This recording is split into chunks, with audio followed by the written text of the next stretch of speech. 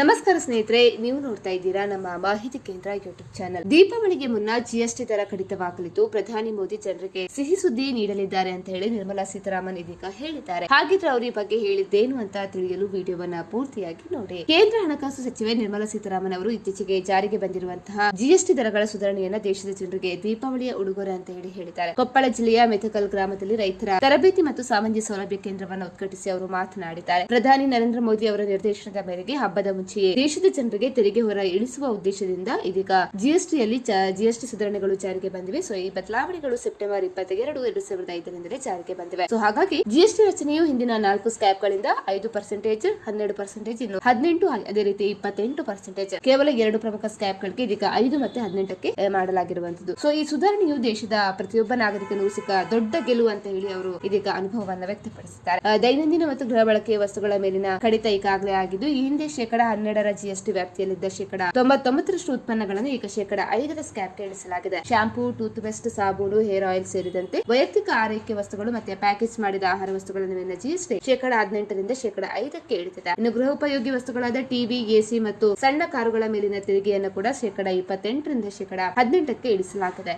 So ಹಾಗಾಗಿ ಇದೇ ರೀತಿ ಕೃಷಿಕರಿಗೆ ಕೂಡ ನೇರ ಅನುಕೂಲ ಅಂತ ಹೇಳಿದ್ದಾರೆ. ಕೃಷಿ ವಲಯಗಳ ಮೇಲೆ ಇದೀಗ ಟ್ರಾಕ್ಟರ್, ಕೃಷಿ ಯಂತ್ರೋಪಕರಣ, ಜೈವಿಕ ಕೀಟನಾಶಕ ಮತ್ತು ಸೂಕ್ಷ್ಮ ಪೋಷಕಾಂಶಗಳ ಮೇಲಿನ ಜಿಎಸ್ಟಿ ದರವನ್ನು ಶೇಕಡ 12ರಿಂದ ಶೇಕಡ 5ಕ್ಕೆ ಕೂಡ ವಿನಾಯಿತಿಗೆ ಇಳಿಸಲಾಗಿದೆ. ಸೊ ಹಾಗಾಗಿ ಆರ್ಥಿಕತೆ ಮತ್ತೆ ಉಳಿತಾಯದ ಪರಿಣಾಮವಾಗಿ ಇದೀಗ ತೆರಿಗೆ ಕಡಿತದಲ್ಲಿ ಸುಮಾರು 2 ಲಕ್ಷ ಕೋಟಿ ಹಣವು ಗ್ರಾಹಕರಲ್ಲಿ ಉಳಿತಾಯವಾಗಲಿದೆ ಅಂತ ಹೇಳಿ ಅವರು ಇದೀಗ ಉದ್ದೇಶಿಸಿ ಮಾತನಾಡಿದ್ದಾರೆ. ಸೊ ಹಾಗಾಗಿ ಈ ಸುಧಾರಣೆಗಳು ಜನಸಾಮಾನ್ಯರ ಮೇಲೆ ತೆರಿಗೆ ಹೊರೆ ಕಡಿಮೆ ಮಾಡಿ ಆರ್ಥಿಕ ಬೆಳವಣಿಗೆಗೆ ಉತ್ತೇಜನ ನೀಡುವ ಗುರಿಯನ್ನು ಹೊಂದಿವೆ ಅಂತ ಹೇಳಿ ಕೇಂದ್ರ ಹಣಕಾಸು ಸಚಿವೆ ನಿರ್ಮಲಾ ಸೀತಾರಾಮನ್ ಅವರು ಸ್ಪಷ್ಟನೆ ನೀಡಿದ್ದಾರೆ. ಸ್ನೇಹಿತರೆ, ಈ ಮಾಹಿತಿ ಇಷ್ಟ ಆದಲ್ಲಿ ವಿಡಿಯೋಗೊಂದು ಲೈಕ್ ಅನ್ನು ಕೊಡಿ. ಅದೇ ರೀತಿ ಮತ್ತಷ್ಟು ಅಪ್ಡೇಟ್ಗಾಗಿ ನಮ್ಮ ಚಾನೆಲ್ ಅನ್ನು ಕೂಡ ನೀವು ಸಬ್ಸ್ಕ್ರೈಬ್ ಮಾಡ್ಕೊಳ್ಳಿ.